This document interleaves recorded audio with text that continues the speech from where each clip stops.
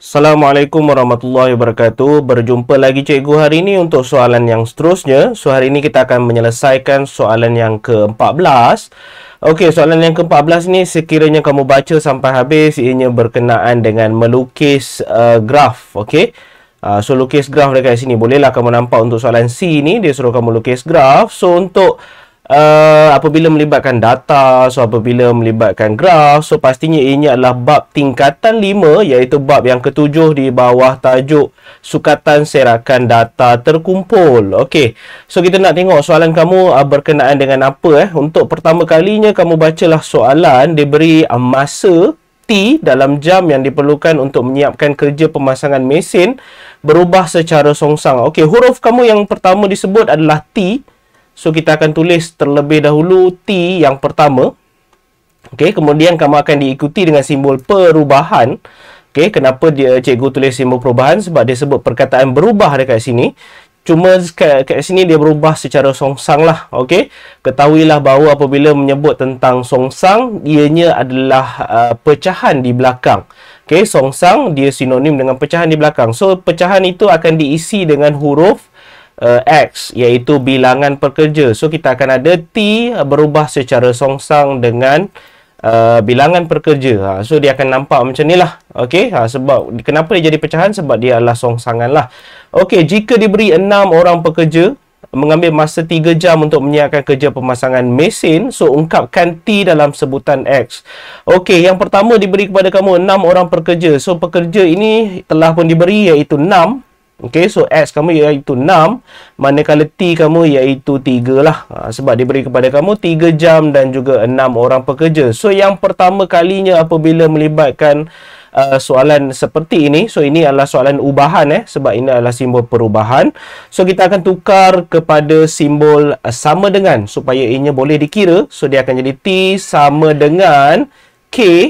Okey, dan juga per dengan X. Okey, so dia akan jadi macam itulah. Sebab simbol ubahan ini asalnya tidak boleh dikira, ianya adalah simbol.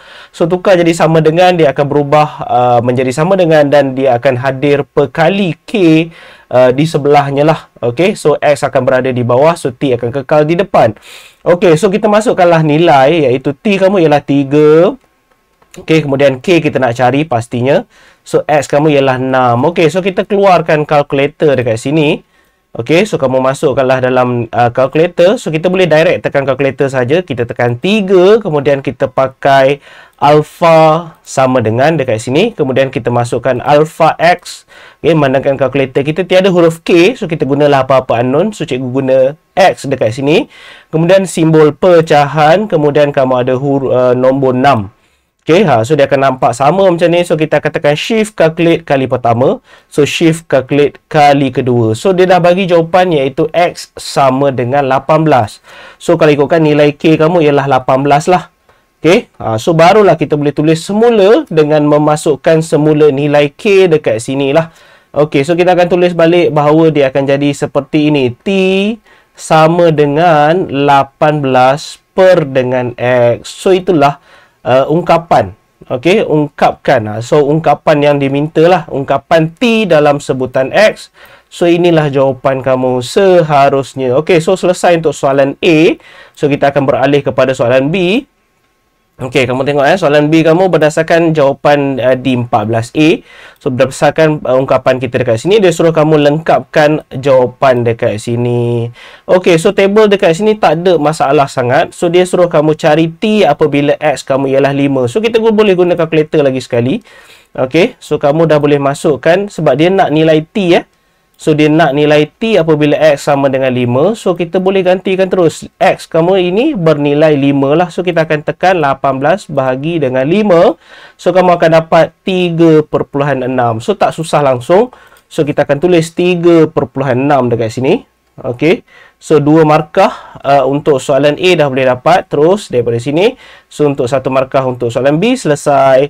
Okey, untuk soalan C dia suruh kamu bina graf. Okey, so graf dekat sini mungkin cikgu tak boleh tunjuk secara satu persatu, tapi cikgu boleh tunjuk, cikgu boleh guide lah kamu daripada awal pembinaan sehingga siap graf kita. Okey, kita tengok apakah yang penting untuk kamu ketahui sebelum boleh terbinanya graf. Okey, dekat sini dia kata gunakan kertas graf, okey. So menggunakan skala 2 cm kepada 1 pekerja. So 2 cm dekat sini sebenarnya cikgu tak nak tekankan sangat bahawa kamu dah seharusnya tahu apabila kita melukis graf, kita akan guna garisan yang tebal. Okey, garisan yang tebal ini sebenarnya jarak dia adalah 2 cm.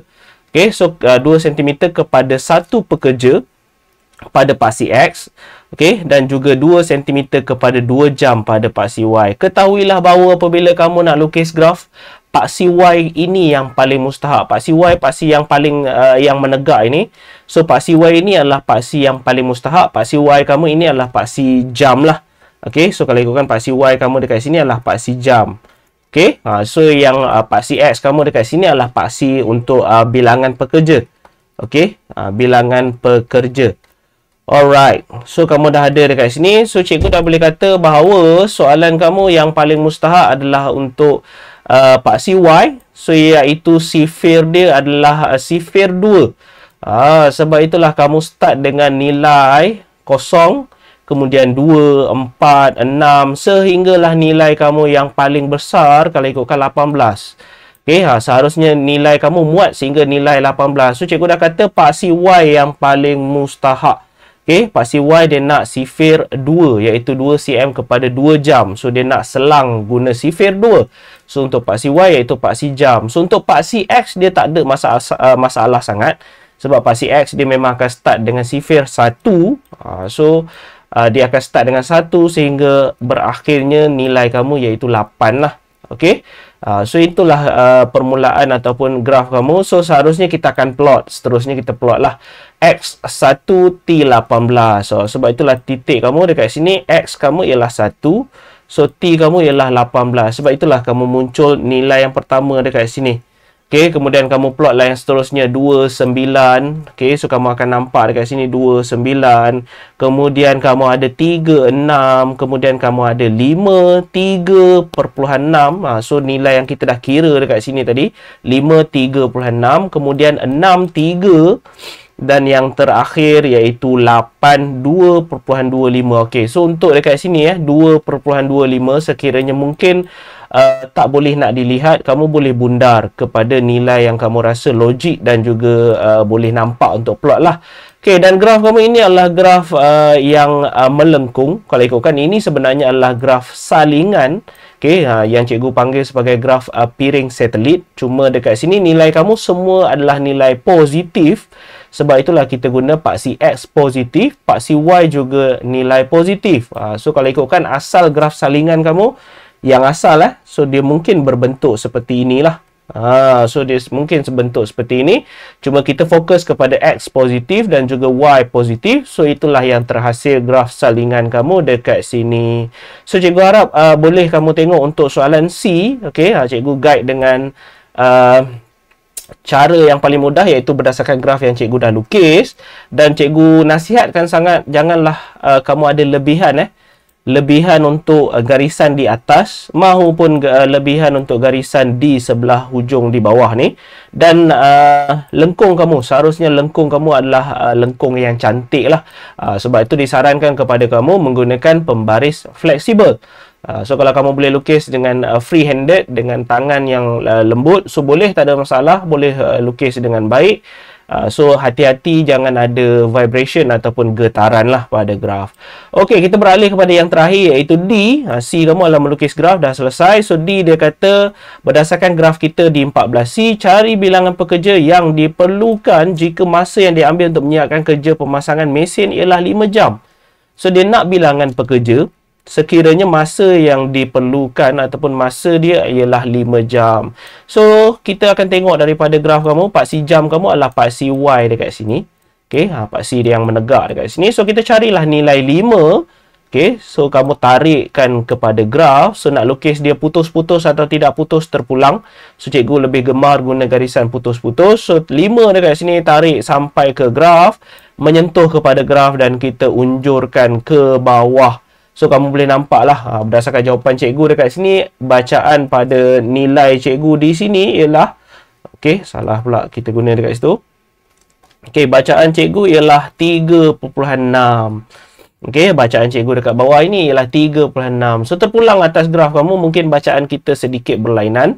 Tapi untuk 3.6 yang cikgu dapat ini, kalau ikutkan jawapan kamu, kalau ikutkan ialah 4 lah. Sebab manusia mana ada dalam perpuluhan.